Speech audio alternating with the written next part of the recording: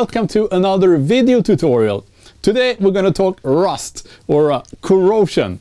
Yeah, it's an important part of every model railroader's life.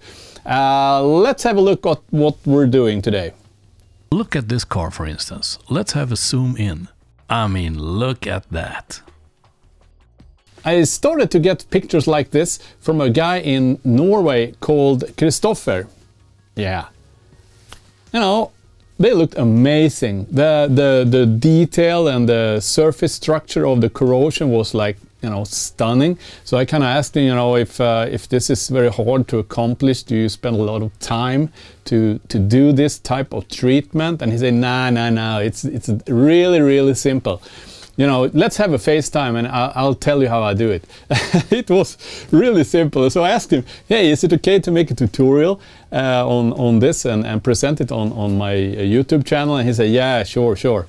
And now this guy, Christoffer, he's giving classes in Norway on not just this method. He's actually very skilled at weathering techniques. So that's something to look out for if you live in Norway. That is.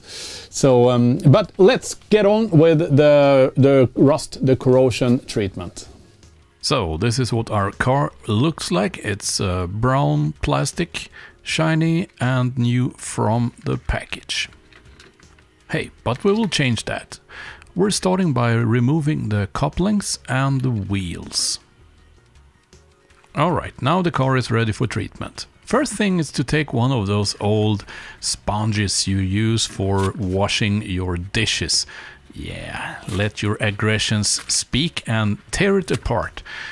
The object with this exercise is not just to let go of the aggressions, but to get irregular pieces of sponge. With the sponges in place, we need two colors. I use 7982 and 7948. It's cavalry brown and burnt umber. I squeeze a bit out on a plastic cover and then I just dab around with one of the sponges, so I kind of mix them a bit but not fully. Then it's time to start dabbing onto the car and I just dab around randomly with a randomly torn sponge like this, but I kind of cover most of the surfaces with the paint. I alternate between different sponges if I feel that the sponge I'm using has two distinct patterns. I don't want a kind of pattern which has a regular shape which you can identify. I want it to be really random. With the whole car now covered, I bring forward my soft pastel chalks. This set contains from 12 earth tones, so I bought them as a set. I remove the cover and then I just grind some off. Then I take a more brownish tone, and when you see it, they match approximately to the colors I use from Vallejo. Now let's have that makeup applicator. What is a makeup applicator? Yeah, it's just a pin with a kind of a hard sponge in each side, but it picks up that pastel chalks beautifully.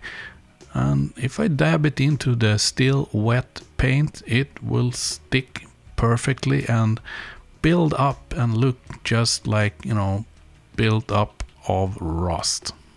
I'm having another go with the sponge and the paint on surfaces where I kind of anticipate that they will have more buildup of rust than in other places. So along the edges and on these pins. And here is what it looks like after this treatment has dried. Now the pastel powder is not permanent and will come off if you handle the car. And also I would like a bit more contrast in edges and along those pins.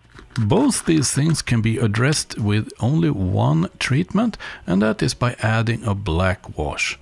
This wash contains from black grey, which has item number 7862, and burnt umber. And a lot of water and a bit of isopropanol as well. The wash is applied in vertical streaks over the entire car, both on the sides, on the insides and on underneath.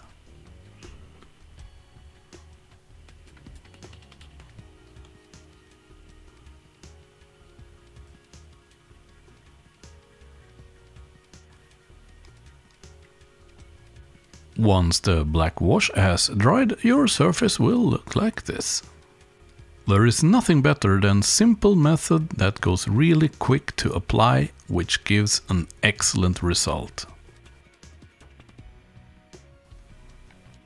Last action is to paint the wheel sides.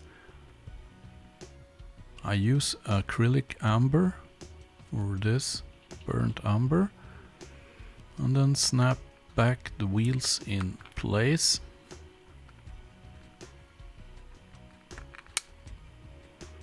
And the couplings.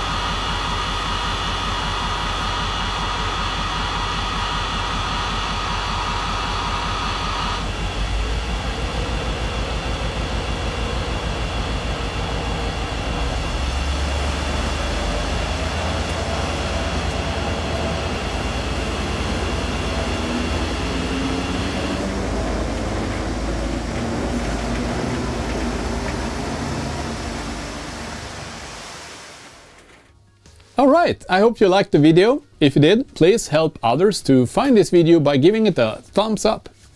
If you have any questions, whatever, about the materials or methods used in the video, please post them in the comment field below and I'll respond to them as soon as possible. If this video helps you with your hobby, please remember that all of this is made possible because a few of you viewers are supporting the channel. So if you want to be one of the good guys, get onto Patreon, set up a support account there, or make a one-off donation in the PayPal dialog found in the video description below. If you want to stay tuned to the channel, please set up a subscription here on YouTube and you will get a notification once next video is published. Until that happens, see ya!